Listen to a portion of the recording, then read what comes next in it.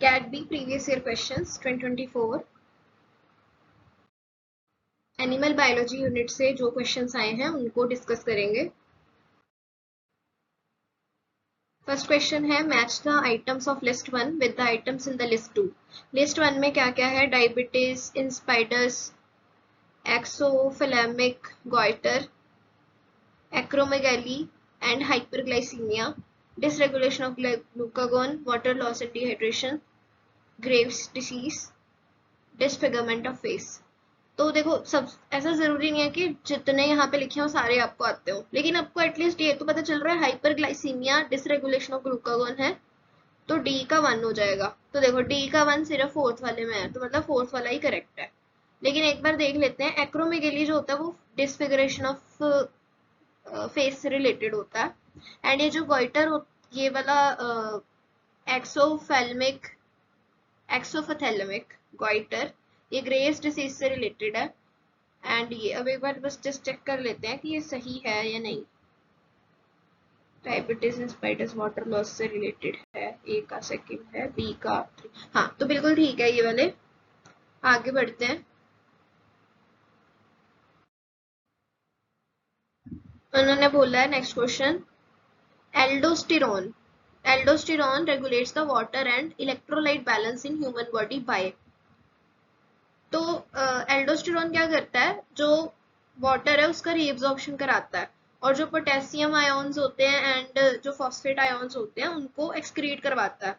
तो क्या है इसका वाटर एंड इसको रीअब्जॉर्ब कराता है।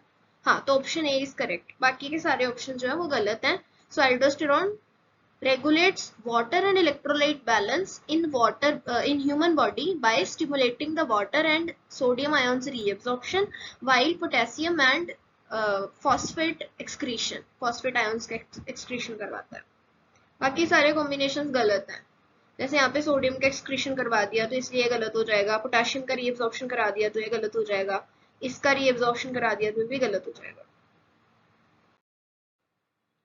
नेक्स्ट क्वेश्चन है which statement is true with respect to colostrum. तो कोलोस्ट्रम से रिलेटेड कौन सी स्टेटमेंट सही है वो हमें बतानी है।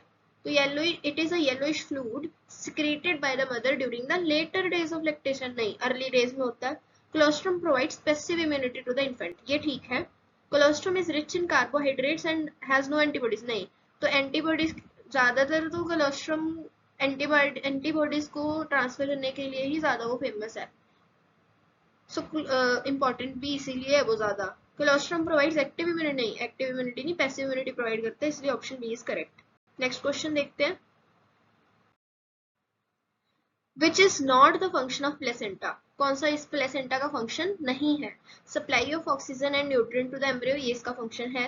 Removal of excretory waste products produced by embryo, बिल्कुल ठीक है। एम्ब्रियो जो भी वेस्ट प्रोडक्ट्स प्रोड्यूस करता है उसका रिमूवल कराने में प्लेसेंटा का योगदान होता है। Production of HCG and HPL, this is very important function of placenta. जितनी भी हमारी प्रेगनेंसी किट्स हैं उसमें ये HCG जो है उसको मेजर किया जाता है ना, मतलब जितनी भी हो ना, most of the. Supply of all types of antibodies to the embryo. नहीं, तो एंटीबॉडीज नहीं सप्लाई करता है प्लेसेंटा, इसीलिए ऑप्शन डी जो है वो करेक्ट हो जाता है, क्योंकि यहाँ पे उन्होंने नोट पूछा है। Next question, which one of the following is derived from the ectoderm. तो एक्टोडर्म से क्या डिराइव होता है? तो देखो ऐसा सा टेबल आपको एक बना लेना है जिसमें ये कुछ जो टिश्यूज होते हैं या मतलब जो जो चीजें हैं जैसे ऑर्गन्स वगैरह, वो सब आपको देख लेना कि कहाँ कौन सी लेयर से डिराइव होते हैं। अगर इतना टेबल याद कर लोगे ना तो आप 80% ऑफ जो भी डेवलपमेंटल बायोलॉजी के क्वेश्चंस होंगे उसको कर पाओगे। तो एक बड़ा ही स्मार्ट मूव होगा इस टेबल को याद करना। खैर, तो एक्टोडर्म कहाँ से बनता है? सॉरी, एक्टोडर्म से क्या डिराइव होता है? तो मसल, बोन एंड ब्लड जो है वो मेसोडर्म से डिराइव होते हैं। तो ऑप्शन सी जो नर्व है that is from ectoderm. Leptin receptor is primarily present in the following tissue. तो पहली चीज तो लेप्टिन रिसेप्टर का काम क्या होता है? तो लेप्टिन रिसेप्टर जो है वो स्टारवेशन एंड एनर्जी बैलेंस को रेगुलेट करता है बेसिकली। तो लेप्टिन रिसेप्टर जो है वो ब्रेन में जो हाइपोथैलेमस है उसके उसके ऊपर रहता है, जिसकी वजह से ये मतलब बेसिकली स्टारवेशन एनर्जी बैलेंस को रेगुलेट करता है।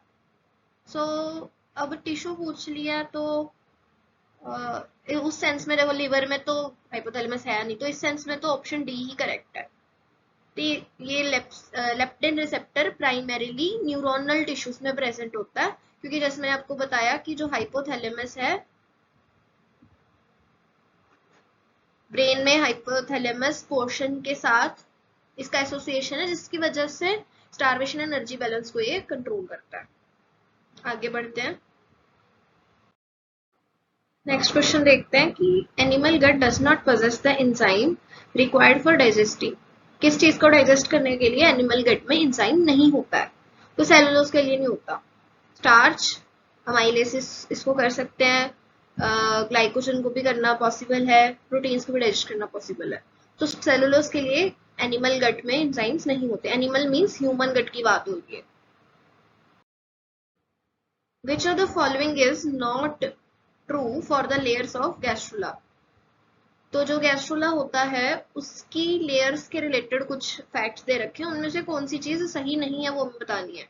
The lining of digestive tract will be formed by endoderm, bones will be formed by mesoderm, nerves will be formed by ectoderm, skin will be formed by mesoderm।